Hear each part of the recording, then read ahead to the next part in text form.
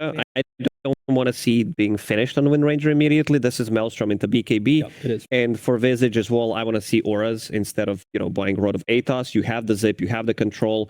It's also going to be super good scaling if Marcy can get alive out of some of these fights. If you get to your BKB, it is, but also inside of G2.iG, they do have a strong draft. It's going to be, Kunkka from the off lane, good catch, Lina with the scaling, Shaker in the mid lane, not going to have that good of a time playing into Storm Spirit, but they have the lockdown against some of these heroes, which is always going to be nice. They need to jump against Wind Ranger, Storm Spirit.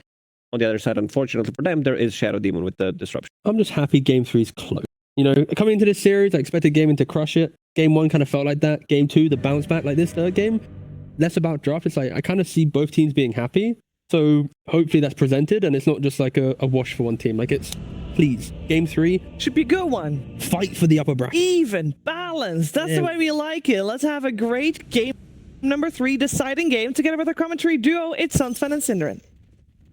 Thank you very much. I'm sorry, guys, you won't be able to hear Pyrian and Flax talk for the first 5 minutes of the game and find out what the favorite pizza toppings of each respective coach is, but instead it's going to be Synderen and myself, Sunsfan, bringing you guys game number 3 in this really hype match. The winner of this, believe it or not, faces off not against Team Spirit in the upper bracket, but Nouns. Yes. Synderen. My goodness, it's been quite the day.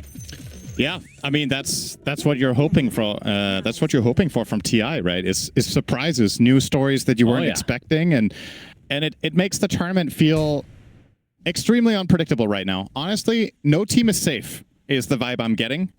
Teams that you might have expected to clearly either coast a series or at least end up clutching it out at the bare minimum doesn't really seem to be the case. Many of the favorites have really had to fight for. We saw earlier Falcons were pushed to 3 games. Now we're seeing Gaimin pushed to 3 games. We saw Spirit get 2-0'd. There's many things that you might not have thought was really a possibility or a likely outcome happen in the same day. So many new stories to be written, and this game probably no different. I really like the panel's focus on how important this game is for the entire tournament, because it's not just about who drops down. It's also, the whole trajectory of imagine if Gaimin and Spirit play in round 1, right? Yeah.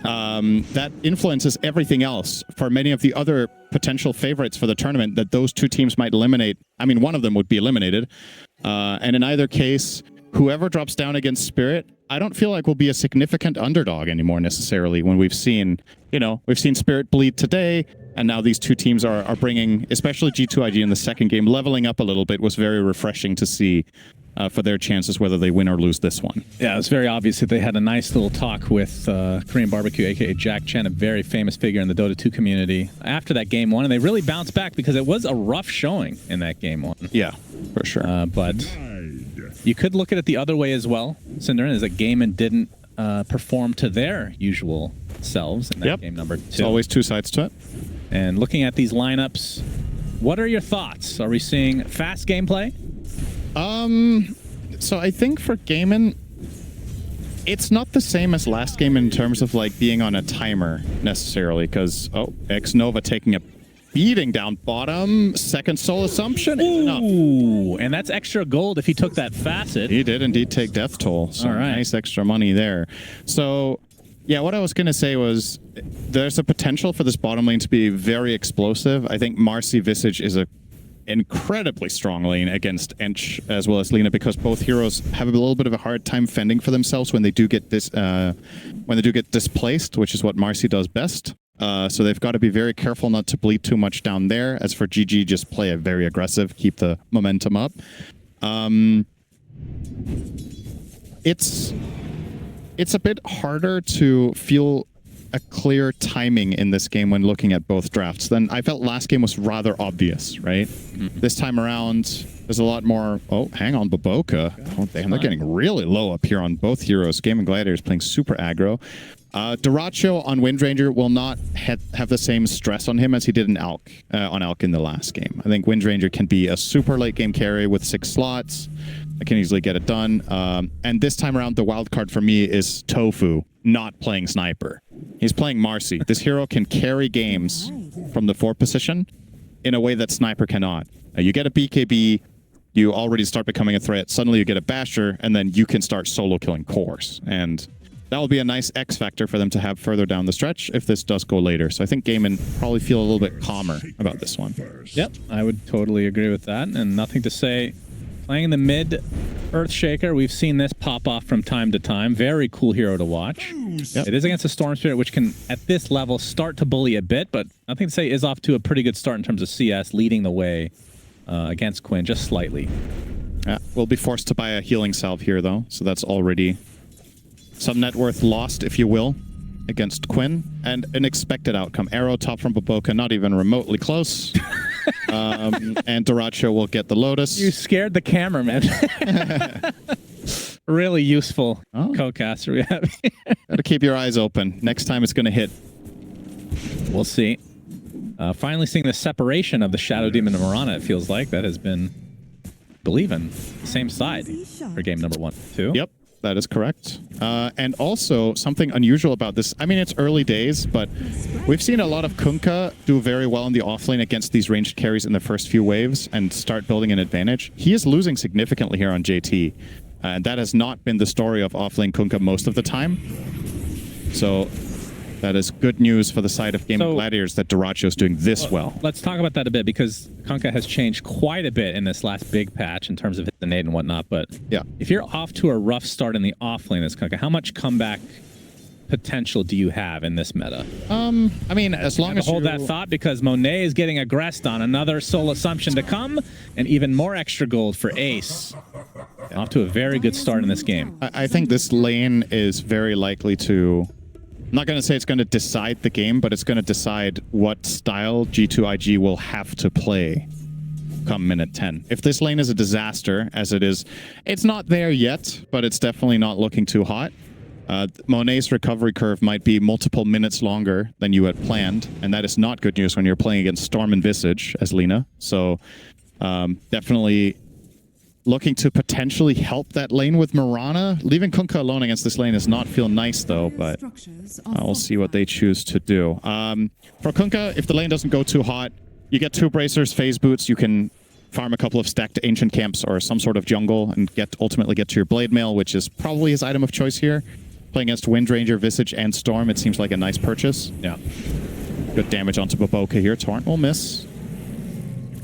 Shadow Poison stacks. 2 at the moment. 3rd will be there as well. That 4th, which I think would lead to a kill if he was able to. Tofu is really fishing for them bottom. He's just waiting for any moment of opportunity, but they did dodge it that time.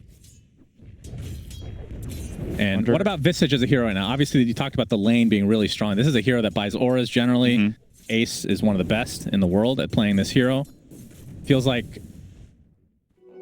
they're very set up for him to have a great game. Yeah, how much counter potential does G2.iG have? This? Ironically, I don't think this, from my perspective, is one of Ace's best 5 heroes. He's just he's really good with so many at this. He's really good with a lot of aura heroes, so you just think of him. But I think there are other heroes that suit him better, and that also makes the pick more interesting to me. I think specifically they were looking for something like they were talking about the Lina. Maybe that matchup really spoke to them with the Marcy combination as a lane. What do I expect from it? I mean, he's probably just going to go... He's going to get the drums first, which is very standard. Not to say instant echo. All right. Into, it's like, thanks for the blink dagger there. Echo Slam ends up resulting in the kill onto Tofu. Nothing to say with Enchant Totem. Oh my Doing a lot of damage to Quinn. He does have his zip. He's going to go on in, and Duracho making his rotation. Wow, they brought the as a position 1 win runner. Yeah. Yeah. See, that I was thinking the exact same thing here. Was that TP worth it at all? I think Shaker was dead no matter what. Duracho does get the kill with his TP power shot, but I actually think that TP might have been unnecessary, and that freed up some nice space here for JT to recover a little bit, get a bit of a breather. But yeah, ironically, you know, the item that Shaker loved to get for free from Tier 1 neutrals, the Tumbler's toy, is effectively what Marcy gave him there. And it was very clear, nothing to say, already made the decision. He already had the decision tree in his mind there. If I get vaulted, I'm instantly ulting. Right. There was no hesitation. So he already mapped that out. Monet. They're in Duracho. They run into Monet. Oh, they have the vision for the disruption. Yeah, power shot already went out, though. So I think he might be okay here. Making his way to the other side. Maybe not. Shackle. Easy location for that as Monet now he's dead. away. All right. Wait. No, a lot of Died. poison stacks. Okay. He had 4 stacked him. Yeah, that makes sense. All right, that's even worse than dying. Now he dies and has He no has to TP. walk all the way back. I mean, that's 2 deaths already for him. Big rotations. Look at how aggressive and involved Duracho is. He went mid, then he went bot, and now he's back to top. So opening up, like I said, didn't really agree too much with the mid move, but this bottom move I think was really nice. He's back up to the top lane, claiming his level 6. And Visage now, as a result of this kill, will get 6. So I think Drums into... I guess Drums pipe seems solid here in the Visage. Oh, Whoa. that's Whoa there. okay. Just a little off. Okay. Where's the question mark, Quinn? Bring it back. Quinn doesn't really do that very often. Only in public games. Not in these professional matches. As Ace, looks like the tier 1 tower is just his. I don't know if they're going to come defend this. It's extremely difficult to hold this tower. They know there's support back up there. Lina and Dench are extremely vulnerable to getting just collapsed on, and I think a good play call to not pursue any defense here. The question is, what are you going to do instead? Like, if you're just running circles top and nobody's there, that feels pretty bad. So ideally, they would have liked to make their own move of the same kind and just start poking this top tower, but it's been pretty slow. Duracho made his way over there as well. Not going to find anybody, and you can see basically the counter here for G2.iG is to just pressure the tier 1 top. As we can see, nobody is there. Eventually, they got started on it pretty slowly, but I guess they'll get it. Duracho on Monet. Okay, steals a creep. That was not looking for a kill, though. Absolutely riveting action. Top tower will fall, so tower trade at the end of the day, not looking too shabby there for G2.iG, honestly, considering how that started out. I thought they were just going to lose a tower for free, but they do get a trade of their own. Duracho just wasted so much time. Now mid is where the way. action is going to be at. Will Gaimin collapse? A classic Gaimin. Take the safe lane tower, bring your offlaner with either a Ravage, or in this case, the Visage with drums. Bring that into mid, kill the mid hero, and take that tower. G2.iG have to see this coming right now. And see nothing to say post-defensively. Indeed. He's still walking a little bit forward here. It's almost like he's baiting them to try him out. There is an Enchantress nearby. X-Nova level 4 right now at almost a 10-minute mark, so a bit under-leveled. Oh, this is a good move from Gaimin. Monet. Perfect read that he's in this camp right now. When looking for the rune, but Monet is the one getting ganked. He's going to spot them first. Shadow Poison gets the vision. Done. Disruption with the familiars nearby is going to be an easy cleanup. Death number 3. Such on a nice Monet. gank. That was really, really nice. Torrent? I turn into a good old-fashioned team fight as Celery looks like he's going to take a boat to the face. Soul Assumption doing a decent amount of damage against X-Nova, but Celery's going to be able to die. Well done to him as Tofu might be next, trying to apply as much pressure to Baboka as possible. It's going to go and kill the way of Ace. So it's a 2 for 2 as X-Nova continually takes Soul Assumptions over and over and over. As the nice torrent might have saved it. familiars. No, Soul Assumption from far away is Ace. Oh, no way. Double kill, TP attempt. Oh. But he will die. Wow, in the that midst was of it. so close. That resummon into double bird stun to try to TP out in front of Kunkka was really cute, but Monet was there and the Centaur as well. So all said and done, I mean, I really like the gank on the Lina. Ultimately, I think this is a relatively even trade. But Ace losing a second set of birds definitely does suck. Now he's going to respawn with no birds for a minute and a half. Makes his hero feel extremely frail and weak. But still, a 2k lead for the Gladiators is solid. I think current game state, Duracho, also worth noting, had a lot of time to himself up top. So he's just been farming up a storm. Yeah, well, nothing to say now, has his Blink Dagger on the way, and I'm assuming they're going to try to use this to try to create as much space as possible for Monet to get back in this game, because he is bottom net worth in terms of cores in this game. I mean, he's been getting bullied constantly. We'll see if that creates enough pressure. Gaimin, I'm not sure if they're going to be surprised by this. 12-minute Blink Dagger. The Earthshaker missing now. Yeah. Celery broke it. Celery. Okay, that is the shortest smoke of the game. Okay, very nice. Of the series so far. Arcane Rune is denied by the Satyr. Starting to mount some pressure. They really want to put some pressure with this. Oh, the arrow actually pick up the disruption from Celery on the north side. Yep, Echo with the creep wave. That is a lot of damage. Quinn evaporates. Really heads up play there. They wanted to go and push this tower anyway because of the siege creep, so they bring in the Ench with a Satyr from the side, and they find a nice combination with the level 1 fissure into arrow. Not even a guaranteed connection, force out the disruption, and then the timing on the wave. Could not have been any better there for G2.iG. Beautiful stuff. They will not get the tower, but they get a core kill and they force rotation, and that is space for Monet. Yep. Which is sorely needed, as he... When is the last time this tournament we've seen Lina in 6th? Yeah, it's not great. Not where the hero But wants to be. the mid laner for Gaimin, Mr. Quinn, around the same net worth. Yep. And the fact that JT has bounced back so aggressively on that Kunkka as X-Nova is spotted, will eventually be taken out. It's going to be a bit of an annoyance. Soul Assumption into a couple right clicks will do it. Almost felt like they were trying to give the kill to Visage there for the death toll. Well, actually, wouldn't be the worst thing in the world. Definitely not. He is very rich. Haven't really talked about that. Ace, obviously that exchange down bottom that turned into a relatively even just exchange of like 4 or 5 heroes. He came out on top on a lot of those kills, and therefore is sitting on the 8k net worth. Drums as well as Vlad's now starting to work on that expected pipe. And this move mid is really, really crucial. And IG know this. They're bringing heroes in spades here to try to hold this, but Ace might get a flank. Oh, he's getting pinged out by Baboka. So does realize this is dangerous territory. But look at where all heroes are placed on the map at 14 minutes. That was like a 5-on-5 with everyone in the center of the map. They've been watching some replays, I'll tell you that, against the Gaimin Gladiators.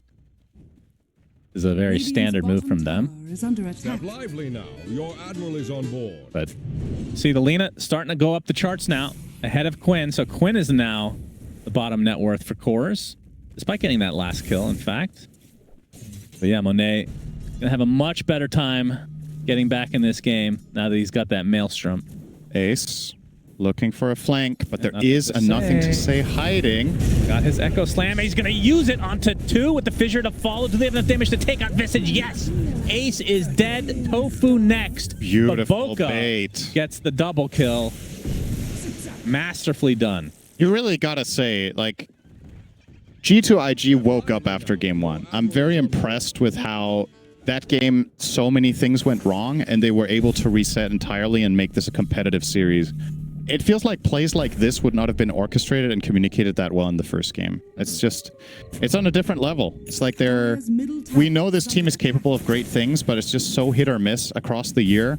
But when they do hit, they're able to pull off things like this. And that one was huge. It was Ace dying. It's the biggest kill on the map. I mean, just look at their lineup. The names. These are huge names in the Chinese scene. The fact that they've been kind of struggling from time to time, it's been more of a surprise than anything this calendar year. So Jack Chen, Korean Barbecue, always finds a way, Cinderin. Yep. And Ace still have not taken this tier 1 tower down, and they're going to have to wait even longer. Yeah, Kunkka is starting to reach a very concerning point for the Dire side, where if he goes in with Blade Mail and his boat is running, I actually think they can't really deal with him. They have to kite him out and wait, focus on other heroes.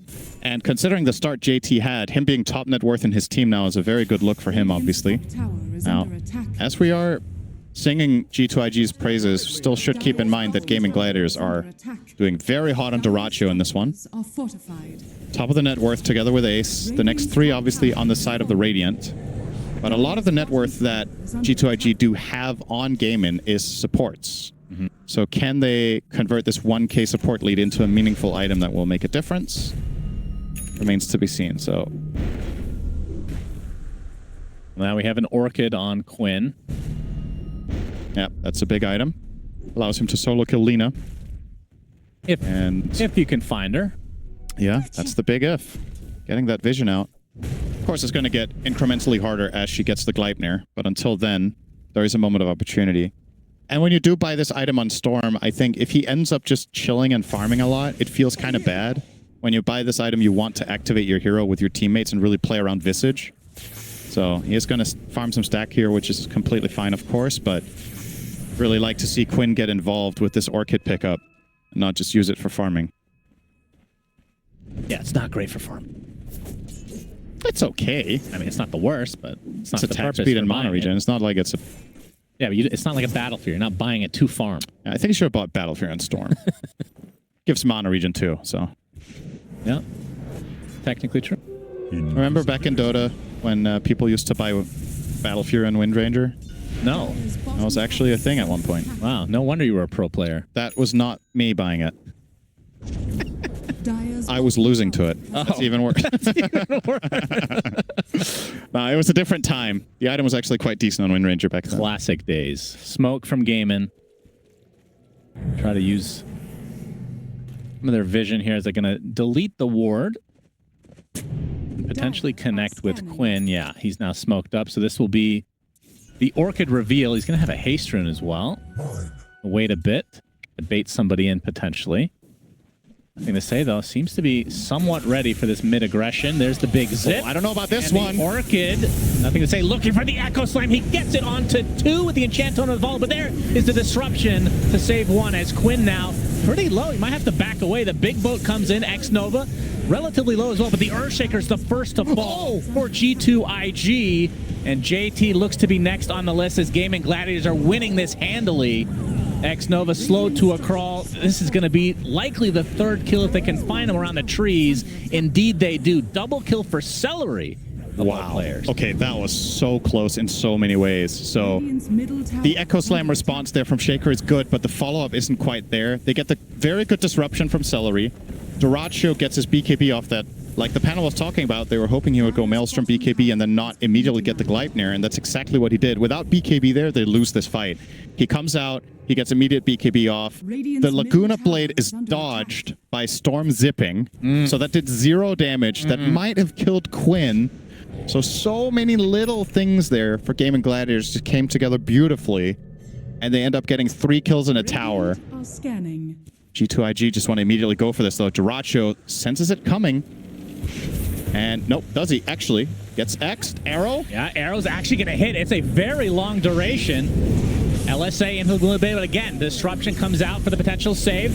Fissure blocking this into 2 separate fights, it looks like. Oh, that's Monet getting focused by this. Is so much damage from Doracho. Whirlwind is going crazy. They get the Marana. Monet very low in the tree line. He will eventually be brought down as well. 2 kills for Gaimin as JT limping away. Make it a 3rd as X-Nova's picked off. JT looks to be okay, but great fight from Gaimin Gladiators. They are up 8K already. That was, I mean, this game is pretty similar to game number 1 in a lot of ways, right? They hit their stride around this perfect timing 2 minutes ago, and they just generate an insane advantage in the next 2 minutes. Like, I think this was a 1K gold lead, minute 17. Have we had this conversation?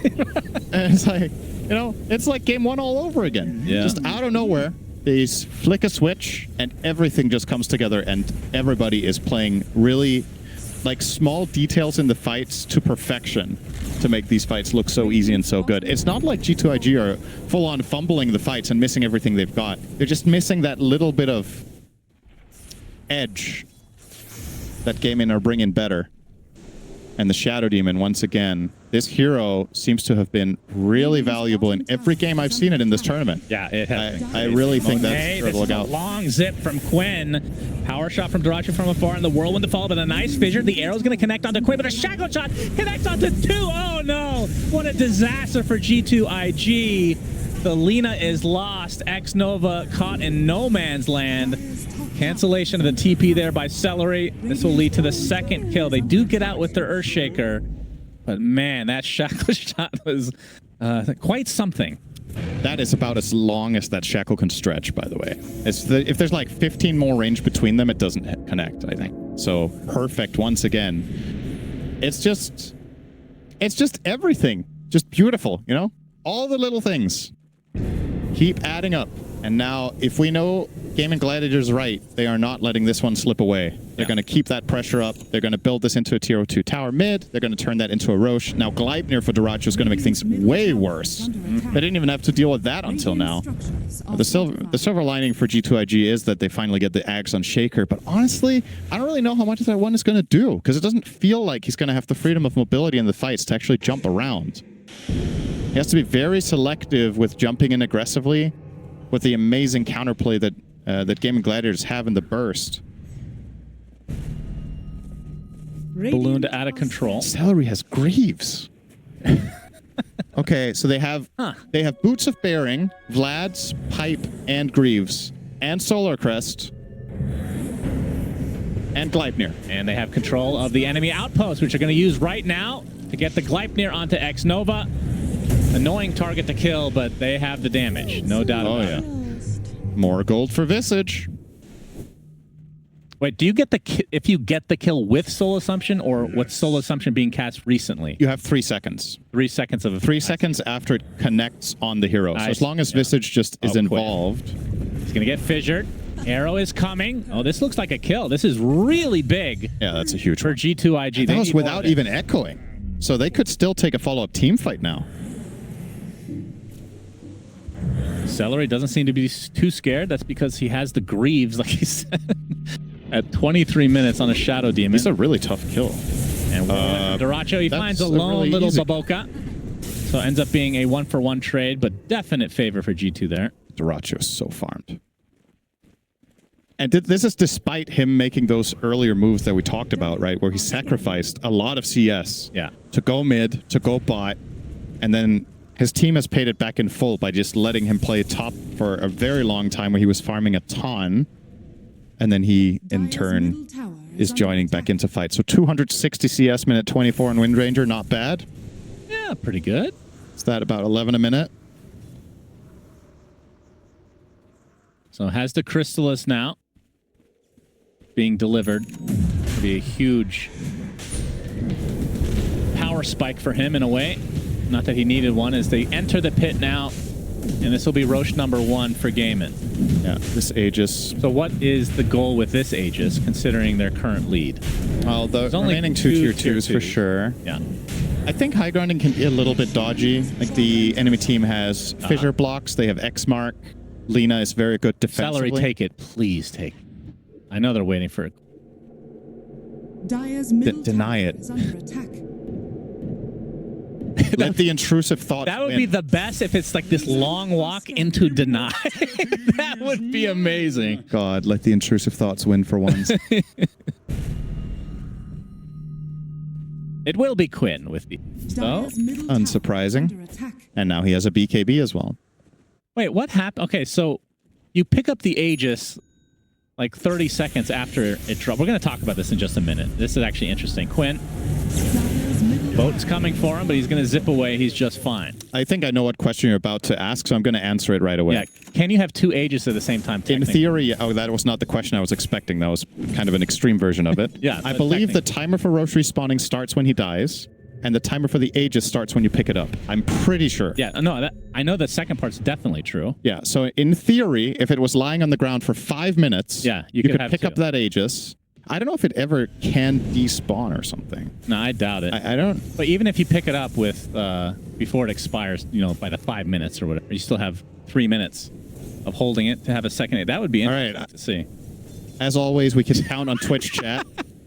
And of course, somebody in chat says, "Nope, I tried." Yeah. So, which is the biggest self-report of all time. It's probably fogged. That is a big self-report, my friend. But thank you for your service. Well, Quinn and company grouping up towards the bot lane now, looking for an opening. Tofu jumps in, doesn't see anything. So now Ace and company can just pound away at this tower. Yeah, this is... There is no fortification. They don't have glyph. Yeah. They're going to have it now, I believe. It should refresh. No, that's right. It's after the melee rack. So this is actually they just give up. Full set for Gaimin. I don't blame them. I feel like this fight was extremely difficult to take, but the problem is, can you even buy enough time to defend mid then? Like that one, surely you have to try. Oh, Mars has a Crimson Guard, by the way. I don't know if you mentioned that. Classic pickup, of course, for that hero. Now Gaimin Gladiators have literally every aura in the game. Yeah. Do they have Shivas yet? Shut up. Okay, and AC? Noob? Okay. All right. Literally as a figure, it's... Am I talking lyrical right now? You need to understand the word literally. All right. You're right. You're technically correct, so I can respect that. And you're figuratively wrong. So let's see. I am also literally wrong, which is a great combo. Well, sure is. And G2.iG side stuck in their base. Yeah. What do you think of Boboka's choice to go triple bracer Vlads into MKB Marana? That's pretty normal in this pack. I feel like I've actually, I mean, we've seen it, and it wasn't MKB. I think it was Daedalus, the match that I was watching. I forget who that was. But yeah, I mean, universal hero, greedy support, can actually scale. It makes sense. Yeah. Just makes you wonder if they don't need some utility items that he could provide aside from Vlads, but damage is what they need. Yeah. All right. Really. Lena also working on MKB. They really need to kill this Wind Ranger. It's the call. Now, fight will be brought to them. Okay. Nothing to... That looked like it could have been a really good echo, but he had no follow-up, so he will BKB TP out. That is likely an opening. What was he expecting? I actually genuinely don't understand. Was he trying? Maybe he was trying to break a smoke. Like he thought they were going to smoke, and he just wanted to jump in, break it, blink out, and then get away. But that was a little bit wild. But there's still a tier 2 top. I didn't even realize. Oh, not They're going to take the enemy wisdom. Was that just 3 wisdom runes that X Nova picked up just now? Wait, what? What? What? I don't know if I've seen 3 before. Wait, that's crazy. I can... Okay. Well, Gaimin did not want to go back for them. They have not been back in their side of their that river. That's not English. You know what I'm saying. Let's move on. Here at TI. There's another aura. Yep, now they have literally every aura except Shiva's. They're almost there. Yep. Surely there's another aura after the fact. Arcanist armor. So he gained 3 levels from those, apparently. Quinn? That's kind of nice. Gonna get torrented. Still has the Aegis for 30 seconds. Nice decent amount of damage. Disruption eventually comes. And Ace, I believe, just spawned his gargoyles.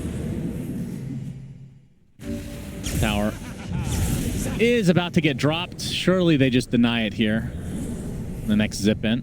The JT is fine to just get these shadow poison stacks. Oh, this ward is in Vision of the Sentry, so that's going to get not care about shadow or destroyed. Okay, I mean the Aegis is about to expire. Based on how that was starting with that first lane interaction just being given away freely, I figured they would try a little bit more aggressively for the second set, but Gaimin are playing it safe. Not really I mean, I don't think they're under any pressure either. Like time-wise, if this stays a 9K lead for 20 minutes, it still feels like their lineup can easily take this late. So I don't think there's any reason to be concerned with rushing it. Just control the map, wait for the right moment of opportunity, and expand your lead. Get the next Roche if that's what it takes to go high ground. Seems to be a completely fine choice. And G2.iG, I wonder if... Yeah, I was just going to say, I think JT actually needs a shard. I think that's the one way that I see them reliably defending their base. Yeah, that's true. Is getting someone tidal waved in. Monet. He's spotted. He should live here. Maybe. Yeah, he's fine. Nope, maybe. Yeah. Okay. Marcy was not able to get a couple swings in with the ult there. Couldn't make it in time. So, he will get out. Opting for the Nemesis Curse. So he is more vulnerable as well. Worth keeping in mind. What do you think about this neutral, by the way? It's pretty popular as... Oh, okay, another BKB TP. The Nightfall special. I like it conceptually. I think it's nice to have double-edged items. Also something like, you know, Eye of the Vizier is another example of that Celery's rocking here.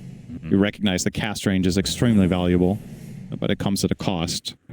I think the more neutral items turn out to be this way over time, the better the design actually is. I think more and more of those would be really cool. So I think a lot of them feels like auto choices, you know what I mean? Where it's just like, yeah, this one's just feel good. It's always nice. The more of a downside they have, the more you need to think, you know? Yeah, use that brain. Yeah. As if Dota didn't have that requirement enough, Cinderin. Well, we have heroes for that.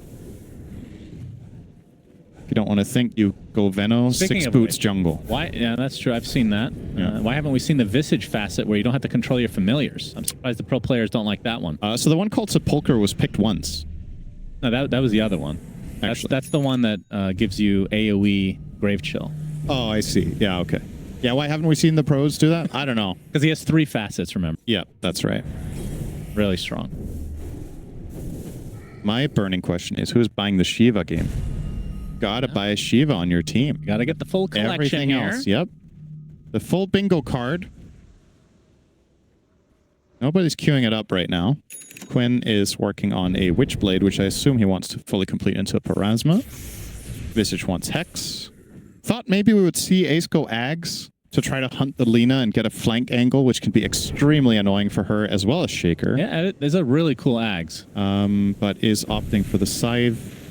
Shadow Demon got a dagger. I mean, Celery is... It's not like he's that much richer than the Ench. It's just the impact of his items. It's just so noticeable. Okay. Well, Quinn had to use his BKB. He's going to find a lonely Baboka.